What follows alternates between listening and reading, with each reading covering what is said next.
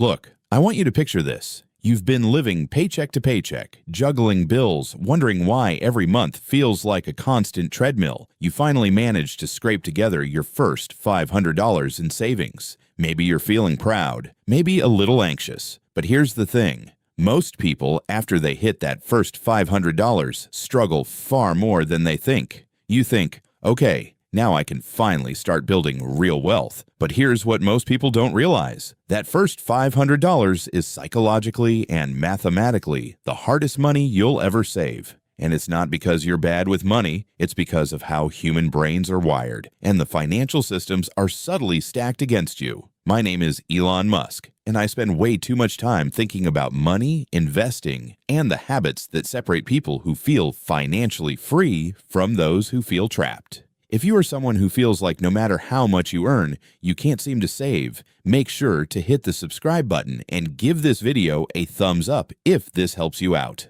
Now, let's start by challenging a common assumption. Many people think that saving money is just about willpower. If I just want it badly enough, I'll save it. Look, that's partly true, but it's not the whole story. In fact, data from the Federal Reserve shows that about 40% of Americans can't cover a $400 emergency expense without borrowing. That's not just laziness. It's a structural problem. Here's what most people don't realize. The first $500 isn't just money. It's a psychological barrier. Every dollar you try to save forces you to confront uncomfortable trade-offs. Do I skip my daily coffee? Do I postpone buying new clothes? Do I say no to going out with friends? That friction feels much bigger when your savings account is near zero. Let me tell you a story. A friend of mine, let's call him Kevin, was making $3,000 a month. He thought he could just start saving and magically accumulate wealth. But every month, despite his good intentions, he ended up with zero.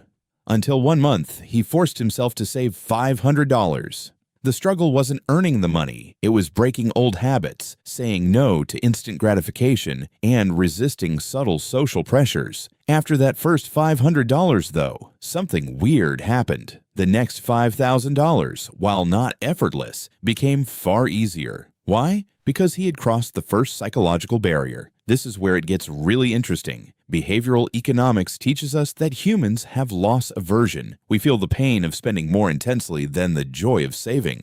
That first $500, that's your brain's pain threshold. Once you cross it, your brain adapts and saving becomes less painful relative to what you've already accomplished. Here's a fascinating stat. Studies show that people who save just $500 consistently over 6 months are 3 times more likely to maintain long-term savings habits than those who try to aim for $5,000 immediately. The math is simple but counterintuitive. Your brain rewards small wins, not distant goals. Let's break down the math. Imagine you earn $3,000 a month. You try to save $100. That's about 3% of your income. It feels doable. Until life happens. An unexpected $200 expense shows up, and suddenly your savings plan is derailed. Now, if you've saved $500 and experienced that same expense, it's psychologically easier to absorb because you've built both confidence and a buffer. Think about it this way. The first $500 represents momentum. You're training your brain to act against instant gratification. It's the mental equivalent of lifting 50 pounds in the gym. Painful at first, but once your muscles adapt, 100 pounds feels manageable. Now you might be thinking, my first $500 is impossible. I barely make enough to pay rent. Look, I get it. It feels impossible. But here's the secret. You don't need a miracle. You need small, repeated actions. Cutting $5 here, skipping a $3 latte there, automating microtransfers. These small behaviors compound. And yes, it feels like nothing at first, but it adds up exponentially. Here's a practical framework to tackle your first $500. 1. Automate small savings. Set up an automatic transfer of $50 a week. Don't touch it. Out of sight, out of mind. 2. Track every dollar. Use a simple spreadsheet or app. When you see where your money goes, it suddenly becomes less mysterious and less easy to waste. 3. Shift mindset from scarcity to control. Instead of thinking, I can't afford it, think, do I want this more than financial freedom? That subtle mental shift is huge. 4. Create micro goals. Celebrate each $100 milestone. The first $100 feels huge, then $200, then $500. Reward yourself for progress, but make it a low-cost reward. 5. Leverage social accountability. Tell a friend or join a savings group. People are more likely to stick to goals when others are aware. Here's where it gets really interesting. Once you have that first $500, saving the next $5,000 isn't just about money, it's about behavior. Your brain has already been rewired for delayed gratification. That $5,000 no longer feels impossible. It's a challenge, yes, but a manageable challenge. In fact, here's a statistic you might not expect. According to a 2021 report by Bankrate, Americans who maintain a savings buffer of $500 to $1,000 are 70% more likely to reach $5,000 in savings within a year. Why? Because small wins build confidence, consistency, and a sense of control. Think of it like learning to ride a bike. The first few minutes? Terrifying. You fall. You scrape your knee. But once you get your balance, riding 10 miles feels effortless. The first $500 is that wobble stage. The next $5,000, that's cruising downhill with the wind in your face. Here's the kicker. The first $500 teaches you discipline more than money itself.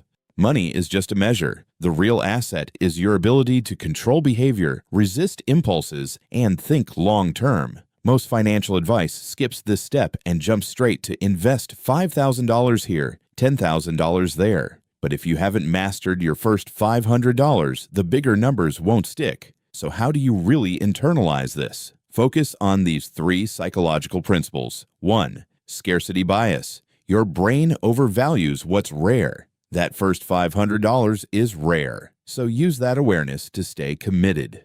2. Progress tracking. Humans are hardwired to respond to feedback. Watching your account grow from 0 to 100 to 500 reinforces positive behavior. 3. Habit stacking. Link savings to existing habits. For example, every time you get paid, you automatically save 10%. Pairing actions with triggers makes them nearly automatic. Let's say you earn $3,000 a month. Here's a simple system. Step 1. Automate $50 per week into a savings account. That's $200 per month. Step 2. Sell unused items or side gigs to generate $100 to $150 extra.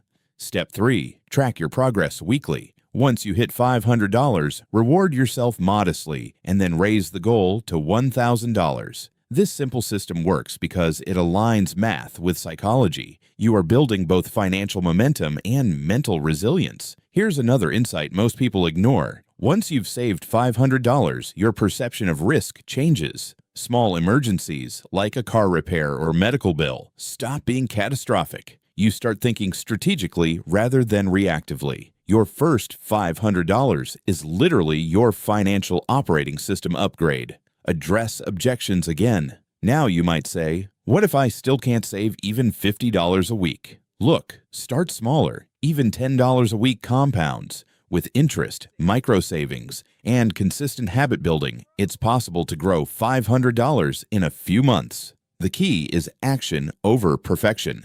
So here's what I want you to do.